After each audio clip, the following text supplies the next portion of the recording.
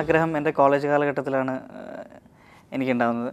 പക്ഷേ ഞാൻ ചെറുപ്പത്തിലെ ഒരു പെർഫോമർ എന്നുള്ള രീതിയിൽ ഒരു എന്താ പറയുക സ്റ്റേജിലൊക്കെ ഒരുപാട് ചെയ്തിട്ടുള്ളതുകൊണ്ട് ആർട്ടിനോടൊരു താല്പര്യം ഉണ്ടായിരുന്നു. അതുകൊണ്ട് വിഷ്വൽ കമ്മ്യൂണിക്കേഷനിലാണ് ഞാൻ ഗ്രാജുവേറ്റ് ചെയ്തത്. പക്ഷെ അഭിനയിക്കാൻ എനിക്ക് എന്തോ ഒരു ടോട്ടൽ കോൺഫിഡൻസ് ഉണ്ടായിരുന്നില്ല, അല്ലെങ്കിൽ ഒരു പക്ഷേ അഭിനയമാണോ എൻ്റെ മേഖല എനിക്ക് അറിയില്ലായിരുന്നു. ഞാനൊരു ഡയറക്ഷൻ സ്റ്റുഡൻ്റ് ആയിരുന്നു. സംവിധായകനാകുക എന്നുള്ളൊരു ഉദ്ദേശത്തിൽ എൻ്റെ പോസ്റ്റ് ഗ്രാജുവേഷനും സ്കൂൾ ഓഫ് ഡ്രാമയിൽ പോസ്റ്റ് ഗ്രാജുവേറ്റ് ചെയ്യുമ്പോഴും ഞാൻ ഡയറക്ഷനായിരുന്നു. പക്ഷേ വളരെ ആദൃശ്യമായിട്ടൊരു ഓഡിഷൻ അറ്റൻഡ് ചെയ്ത് തീർച്ചയായിട്ടും അഭിനയിക്കാനുള്ള ആഗ്രഹം എന്നും മനസ്സിലുണ്ട്. ഈ ഓഡീഷനിലൂടെയാണ് എൻ്റെ ഫസ്റ്റ് പടം ബഡിയിലേക്ക് ഞാൻ എൻ്റർ ചെയ്യുന്നത്. അതിന് മുന്നേ തന്നെ എൻ്റെ അനിയൻ നവനീത്, അവൻ എന്നെക്കാൾ മുന്നേ സിനിമയിൽ വന്ന ആളാണ്. മാണിക്കക്കല്ല്, അങ്ങനെ ഒരുപാട് സിനിമകളിൽ ചൈൽഡ് ആർട്ടിസ്റ്റായിട്ട് അഭിനയിച്ച ആളാണ്. അപ്പോൾ അപ്പോഴൊക്കെയും ഞാനൊരു ആക്ടറാകും എന്നുള്ളൊരു തോട്ട് എൻ്റെ ഉള്ളിലുണ്ടായിരുന്നില്ല. പക്ഷേ ഇപ്പം ഞാൻ വളരെയധികം എന്താ പറയുക സീരിയസ് ആയിട്ട് എടുക്കുന്ന എൻ്റെ ഒരു കരിയർ തന്നെയാണ് ആക്ടിങ്. ദൃശ്യം എന്ന് പറഞ്ഞ സിനിമ വന്നില്ലായിരുന്നെങ്കിൽ ഒരുപക്ഷെ ഞാനിപ്പോൾ നിൽക്കുന്ന ഒരു പൊസിഷനിൽ ഞാൻ എത്താൻ ഒരുപക്ഷെ കുറേയും കൂടെ സമയമെടുത്തേനെ, എത്തുമായിരുന്നു. ബട്ട് എന്താ പറയുക, മോഹൻലാൽ എന്ന് പറയുന്ന ഒരു സൂപ്പർ താരത്തിൻ്റെ, അല്ലെങ്കിൽ ദൃശ്യം എന്ന് പറയുന്ന ഇപ്പോൾ ഈ അടുത്ത കാലത്ത് സംഭവിച്ച ഏറ്റവും ജനകീയമായിട്ടുള്ളൊരു സിനിമയാണ് ദൃശ്യം. ആ പടത്തിൻ്റെ ഒരു റീച്ചാണ് ഒരു തുടക്കക്കാരനായിട്ടുള്ള എനിക്ക് കിട്ടിയത്. അപ്പോൾ എനിക്ക് അവിടെ നിന്നുള്ളൊരു ദൂരം കുറച്ച് എളുപ്പത്തിൽ നടന്നു കിട്ടി എന്ന് പറയാം. അപ്പോൾ ഒരുപക്ഷെ ദൃശ്യം ആണ് എനിക്ക് ആക്ടർ എന്നുള്ള രീതിയിലും ഭയങ്കര ഒരു കോൺഫിഡൻസ് തന്ന, ആൾക്കാർ പ്രേക്ഷകർ ഏറ്റെടുത്തതിൻ്റെ ഒരു സന്തോഷം. അപ്പോൾ അത് സംഭവിച്ചില്ലായിരുന്നെങ്കിൽ ഞാൻ വീണ്ടും എന്താ പറയുക കൺഫ്യൂസ്ഡ് ആയേനെ, എങ്ങനെയാണ്. പക്ഷേ തീർച്ചയായിട്ടും എൻ്റെ കാലുറപ്പിക്കാൻ എനിക്ക് കോൺഫിഡൻസ് തന്നതും എനിക്ക് ഇൻഡസ്ട്രിയിലേക്ക് ഒരു സ്പേസ് തന്നതും ആ സിനിമ. തീർച്ചയായിട്ടും ഞാനൊരു ഡാൻസറാണ്, കൊറിയോഗ്രാഫർ കൂടെയാണ്. അപ്പോൾ ഈ ഒരു റിയാലിറ്റി ഷോയിലൂടെ ആയിരുന്നു എൻ്റെ മീഡിയയിലേക്കുള്ള ആദ്യത്തെ ഒരു എൻട്രി എന്ന് പറയുന്നത്. അത് ഞാൻ ചെറുപ്പത്തിലെ ക്ലാസിക്കൽ ഡാൻസ് പഠിച്ചിട്ടുണ്ട്. കലാമണ്ഡലം സരസ്വതി ടീച്ചറും അവരുടെ മകൾ അശ്വതി, അവരുടെയൊക്കെ കീഴിൽ ഞാൻ ക്ലാസിക്കൽ ഡാൻസ് പഠിച്ചിട്ടുണ്ട്. യുവജനോത്സവ കാലഘട്ടത്തിലൊക്കെ വളരെ ആക്റ്റീവായിരുന്നു. അതിനുശേഷം ഒരു റിയാലിറ്റി ഷോയിൽ പങ്കെടുക്കുകയുണ്ടായി.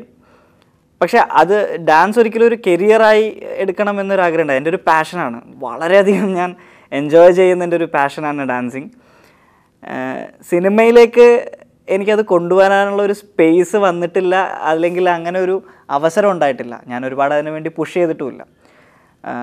അതുകൊണ്ടായിരിക്കാം സിനിമയിൽ ഇതുവരെ അത് കാണാൻ സാധിക്കാത്തത്. പക്ഷെ ഉടനെ ഉണ്ടാകും. അതിനുള്ള ഒരു റൈറ്റ് സ്പേസിൽ തീർച്ചയായിട്ടും എനിക്ക് ഡാൻസ് ചെയ്യാനുള്ള ഒരു അവസരം, അല്ലെങ്കിൽ അത് പ്രേക്ഷകർ കാണാൻ എനിക്ക് തോന്നുന്നു അടുത്ത സമീപകാലത്ത് തന്നെ അത് ഉണ്ടാവുമെന്ന് വിചാരിക്കുന്നു. കൊറിയോഗ്രഫി ഡയറക്ഷൻ്റെ വേറൊരു ആസ്പെക്റ്റാണ്. അപ്പം ഈ പറഞ്ഞ പോലെ അഭിനയിച്ചത് കൊണ്ട് സംവിധാനം മറന്നു പോകാൻ ഒരിക്കലും സാധ്യതയില്ല. കാരണം സംവിധാനം ബേസിക്കലി ക്രിയേറ്റീവായിട്ടുള്ള ഒരു വ്യക്തിക്ക്, ക്രിയേറ്റിവിറ്റി ആണല്ലോ ഇതിൻ്റെയൊക്കെ ഒരു ബേസിക് എലമെൻ്റ് എന്ന് പറയുന്നത്. അപ്പോൾ എന്തെങ്കിലും ക്രിയേറ്റ് ചെയ്യാനുള്ള ഒരു ആഗ്രഹം എന്നും മനസ്സിലുണ്ട്. പക്ഷേ ആക്ടിംഗ് എന്ന് പറയുമ്പോൾ നമ്മളിലൂടെ തന്നെ അത് കാണിക്കാനുള്ള ഒരു അവസരമാണ്. അതായത് ഡയറക്ടർ നമുക്ക് പറഞ്ഞു തരുന്നതിനൊരു ലിമിറ്റ് ഉണ്ട്, അല്ലെങ്കിൽ അദ്ദേഹം നമ്മളിലൂടെ ഒരു കഥ പറയാൻ ശ്രമിക്കുകയാണ്. അപ്പം നമ്മുടെ ഒരു ക്രിയേറ്റീവ് സ്പേസ്, ഇപ്പോൾ ഉദാഹരണത്തിന് ഈവൻ സപ്തമിശ്രീയിലൊക്കെ അനിൽ രാധാകൃഷ്ണനൊക്കെ ഒരുപാട് ഇംപ്രവൈസ് ചെയ്യാൻ സ്പേസ് തരുന്ന ഒരു ഡയറക്ടറാണ്. അപ്പോൾ ഈ പറയുന്ന ഒരു ക്രിയേറ്റിവിറ്റി നമ്മൾ എന്ന് പറയുന്ന ഒരു ആക്ടറിലൂടെ കാണിക്കാനുള്ളൊരു അവസരം ഇപ്പോൾ ഒരുപാട് ലഭിക്കുന്നുണ്ട്. അപ്പോൾ അത് മാക്സിമം യൂസ് ചെയ്യുന്നുണ്ട്. പിന്നെ തീർച്ചയായിട്ടും എന്താ പറയുക, ഡയറക്ഷൻ എന്ന് പറയുന്നത് ഇപ്പം ഞാനൊരു എന്താ പറയുക വിട്ടു എന്നുള്ളതല്ല, ഇപ്പം ഞാൻ ആക്ടറായിട്ട് തന്നെ തുടരാനാണ് തൽക്കാലം ആഗ്രഹിക്കുന്നത്. എൻ്റെ കാണാത്തൊരു മുഖമാണ് ഡാൻസ് എന്ന് പറയാം. എനിക്ക് തോന്നുന്നു ബഹുഭൂരിപക്ഷ ആളുകൾക്കും ഒരുപക്ഷെ ഇപ്പം ഞാൻ പണ്ട് നൃത്തം ചെയ്തതൊന്നും ഓർമ്മയുണ്ടാവില്ലായിരിക്കും. ഡാൻസിൻ്റെ ഇത് പറയുകയാണെങ്കിൽ എനിക്ക് ഓർമ്മ വെച്ച കാലം മുതൽ എനിക്കിഷ്ടമുള്ളൊരു കാര്യമായിരുന്നു. എനിക്ക് തോന്നുന്നു വളരെ ചെറുപ്പത്തിൽ പ്രഭുദേവയുടെ കാതലൻ എന്ന് പറയുന്ന സിനിമ ഇറങ്ങിയ കാലഘട്ടത്തിൽ എൻ്റെ അമ്മ പറയായിരുന്നു, അതിൻ്റെ അന്നത്തെ ഓഡിയോ CD ഞാൻ പ്ലേ ചെയ്തിട്ട് ഉർവശി എന്ന് പറഞ്ഞ സോങ്ങിൽ പ്രഭുദേവ ഷർട്ട് ഊരിയിട്ട് നിലത്തിട്ടിട്ട് അതിൻ്റെ പുറത്ത് ഡാൻസ് ചെയ്യുന്നൊരു പരിപാടിയുണ്ട്. അപ്പം ഞാൻ ഈ 2 ഷർട്ടൊക്കെ ആയിട്ട് വളരെ ചെറുപ്പത്തിൽ ഇങ്ങനെ ഓടി നടന്നിട്ട് ഈ പാട്ടിൻ്റെ എൻ്റെ ആകുമ്പോഴേക്ക് ഷർട്ട് ഊരി എൻ്റെ മുകളിലിരുന്ന് തുള്ളി, അങ്ങനെയൊക്കെ അപ്പോൾ ആ കാലഘട്ടം മുതലേ എനിക്ക് തോന്നുന്നു ഒരു 3-4 വയസ്സുണ്ടാവുള്ളൂ. ഈ ഡാൻസിനോടുള്ളൊരു താല്പര്യം ഉണ്ടായിരുന്നു. സ്കൂളുകളിലൊക്കെയും ഞാൻ തന്നെ ഇങ്ങനെ ഗ്രൂപ്പിനൊക്കെ കൊറിയോ ചെയ്ത് എന്തെങ്കിലുമൊക്കെ കണ്ടറിഞ്ഞ്, അപ്പോൾ ആ ഒരു ഇൻട്രസ്റ്റ്, താളത്തിനോടുള്ള ഒരു ഇൻട്രസ്റ്റ്, പെർക്കഷനോടും ചെണ്ടാമൃതങ്ങ അങ്ങനെയൊക്കെയുള്ള താല്പര്യങ്ങളും ഉണ്ടായിരുന്നു. അപ്പോൾ അതെന്നും ഉണ്ട്. പക്ഷേ കരിയർ വൈസ് എനിക്ക് തോന്നുന്നു കരിയർ എന്ന് പറയുന്നത് അതിനപ്പുറത്തേക്ക് നമ്മൾ എന്താ പറയുക, നമ്മൾ എന്തെങ്കിലും ചെയ്യുക എന്നുള്ള, അല്ലെങ്കിൽ നമ്മുടെ ഒരു മാർക്ക് അപ്പോൾ അത് എനിക്ക് തോന്നുന്നു കുറച്ചും കൂടെ ക്രിയേറ്റീവായിട്ട് എന്തെങ്കിലും നമ്മുടേതായിട്ടുള്ളൊരു സംഭവം ചെയ്യുക, അല്ലെങ്കിൽ നമ്മുടേതായിട്ടുള്ളൊരു അതായിരുന്നു എനിക്ക് കരിയറായിട്ട് എടുക്കാൻ ആഗ്രഹം. അപ്പം ഡാൻസ് എന്നുള്ളത് ഞാൻ ചെയ്യുമ്പോൾ ഏറ്റവും കൂടുതൽ ഞാൻ ലിബറേറ്റഡ് ആവുന്നത്, ഏറ്റവും കൂടുതൽ ആസ്വദിക്കുന്ന ഒരു സ്റ്റേജിൽ ഒരു ഏറ്റവും ലൈവായിട്ടുള്ള ഒരു ഓഡിയൻസിൻ്റെ മുമ്പിൽ പെർഫോം ചെയ്യുക എന്ന് പറയുന്നത് ഭയങ്കര സന്തോഷമുള്ളൊരു കാര്യമാണ്. അത് വേറൊന്ന്. പക്ഷേ ഒരിക്കലും അതൊരു കരിയറാക്കണമെന്ന് ഞാൻ ആഗ്രഹിച്ചിട്ടില്ല. നായക സങ്കല്പം എന്ന് പറയുന്നത് ഒരുപാട് മാറി മറിഞ്ഞുകൊണ്ടിരിക്കുകയാണ്. ഇപ്പം നമ്മൾ എടുത്തു നോക്കുകയാണെങ്കിൽ ഹീറോ സെൻട്രിക് ആയിട്ടുള്ള പടങ്ങൾ വളരെ കുറവാണ്. ഈ പറഞ്ഞ പോലെ ഗ്രൂപ്പ് ഓഫ് കൂട്ടായ്മകളുടെ സിനിമകളാണ്. ഉന്നയിക്കപ്പെടുന്നൊരു ചോദ്യമുണ്ട്, ഇനി സൂപ്പർ താരങ്ങൾ ഉണ്ടാവുമോ?